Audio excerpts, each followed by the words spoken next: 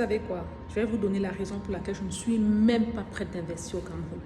Donc ici, je suis dans une de mes propriétés que je mets en location. Vous voyez un peu, je vais vite faire, je vais pas faire le tour quoi. Donc l'inspecteur, en fait, quand on veut mettre une maison en location, ça dépend du coin où on se trouve. Il faut que la mairie envoie un inspecteur pour vérifier que tout est en ordre, vous voyez. Et quand l'inspecteur est arrivé, il fallait que je rajoute ce qu'on appelle le détecteur de monoxyde de carbone. J'avais déjà le smoke alarm, ce qui détecte la fumée, mais il fallait que je rajoute dans ce coin-ci ce qu'on appelle le détecteur de monoxyde de carbone. Donc, en plus de ça, l'inspecteur m'a dit que je devais également lui donner le certificat du bon fonctionnement du chauffage. À part ça, tout était OK. imaginez qu'on était au Cameroun, les agents de la mairie auraient trouvé tous les prétextes pour me racketter.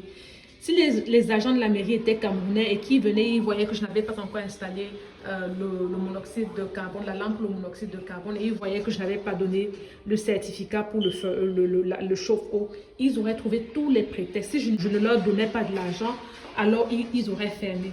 Vous voyez un peu. Mais ici aux États-Unis, le type est venu, il m'a dit oui, tout est en ordre, mais il faut juste que tu rajoutes ça. Et par rapport au certificat du bon fonctionnement du chauffe-eau, il m'a dit la dernière fois que j'étais là, tu me l'as montré, mais sache que chaque fois qu'on a une inspection, il faut que tu me montres le certificat. Et c'est tout. Il m'a dit c'est tout. Je lui ai demandé s'il voulait que je lui donne une photo de ça. Il m'a dit non, ce n'est pas la peine. Vous voyez, c'est fini.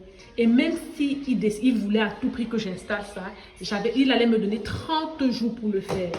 Et après 30 jours, il allait revenir pour voir si ça a été fait. Et même si j'avais raté l'inspection, cette fois-ci, il m'aurait donné un peu de temps, mais je devrais payer de frais supplémentaires pour qu'il revienne. Et les frais supplémentaires, c'est 100 $. C'est vraiment l'une des raisons pour lesquelles je n'investis pas au Cameroun. C'est le racket, les agents de l'État, des impôts, le recouvrement, la mairie, sont des personnes, je dis tous ceux qui travaillent pour l'État là-bas au Cameroun, qui ont un lien direct avec la population. Ce sont des racketteurs. La méchanceté de ces gens-là. Les Camerounais essayent un peu de s'assortir. On les raquette. Si tu ne payes pas, on fait de la méchanceté. Vous voyez un peu, c'est vraiment pour ça que je ne suis pas prête d'investir au Cameroun. Et je n'ai pas la prétention de dire que tout est rose ici, hein, parce que les locataires sont partis, ils ont également fait un bon bordel. Mais au moins ici, quand je vais aller porter plainte contre eux, je n'aurai pas besoin de corrompre. Je n'ai même pas besoin d'un avocat pour le faire. Je vais le faire de moi-même et c'est tout. Pas besoin de corruption, rien du tout. Vraiment.